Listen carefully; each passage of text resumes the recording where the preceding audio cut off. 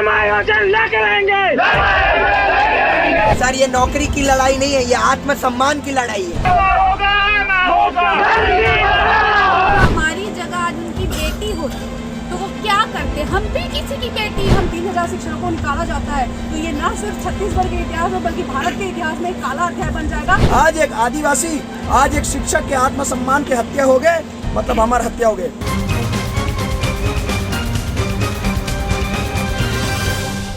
नवा रायपुर का तूता धरना स्थल कई प्रदर्शनों को लेकर चर्चे में रहा है, जहां बैठकर कई लोगों ने अपनी मांगों को लेकर आवाज उठाई और सफलता भी पाई। इसी कड़ी में अब बीएड प्रशिक्षित अपनी मांगों को लेकर पिछले 11 दिन से आंदोलन कर रहे हैं। वहीं अब आंदोलन के 12वें दिन शासन तक अपनी आवाज पहुंचाने के लिए शिक्षकों ने जल समाधि तक ले ली है।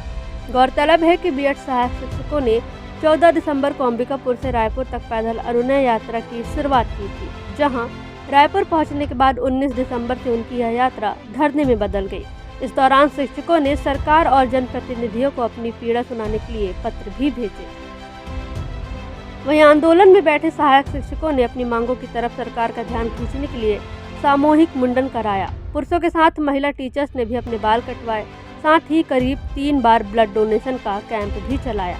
28 दिसंबर को आंदोलन पर बैठे शिक्षकों ने मुंडन के बाद यज्ञ और हवन करके प्रदर्शन किया और कहा कि यदि हमारी मांगे पूरी नहीं की गई तो आगे सांकेतिक सामूहिक जल समाधि लेने को मजबूर होंगे। इसके बाद 29 दिसंबर को आदिवासी महिला शिक्षिकाओं ने वित्त मंत्री ओपी चौधरी से मुलाकात करने की कोशिश की, जहां वो लगातार 2 घंटे तक बंगले के सामने मुलाकात के लिए डटे रहे, लेकिन उन्हें सफलता नहीं मिली, जिसके बाद उन्हें यह जल सत्याग्रह लेना पड़ रहा है। इससे पहले भी एसआई भर्ती के अभ्यर्थियों ने कई जतन किया था, जिसके बाद उन्हें सफलता मिली थी।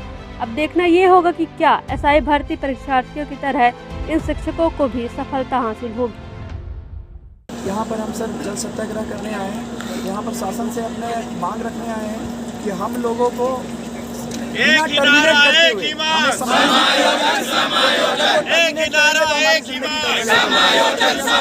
सम्मान का टर्मिनेशन होगा। मैं एक ही चीज बोलता हूँ कि यहाँ पर भर्ती किया, मौजूदा सरकार ने भी भर्ती किया है, हमें जबरदस्ती टारगेट ना करे। मेरे कई साथियों को जबरदस्ती नाम पूछा जाता है, ये सोच के कि डर गए अगर हमारी जान चले जाती, इसमें से किसी को भी, कई लोगों को पूछा जाता, अगर पर्सनली किसी को पूछा जाता है, नाम पूछा जाता है, इसका मतलब अगर वो मर गया तो जो पूछने वाला है वो उसका जिम्मेदार होगा। सीधी सी बात है। हमारी मांग जब तक पूरी नहीं होगी, हम संविधान के राजपत्र से भर्ती हुए, यहाँ पर आला अधिकारी खड़े हुए हैं, इन लोगों ने भी इंडियन कॉन्स्टिट्यूशन पढ़ा होगा। They have also studied Indian constitution. क्या लिखा हुआ है, what is the value of gazette.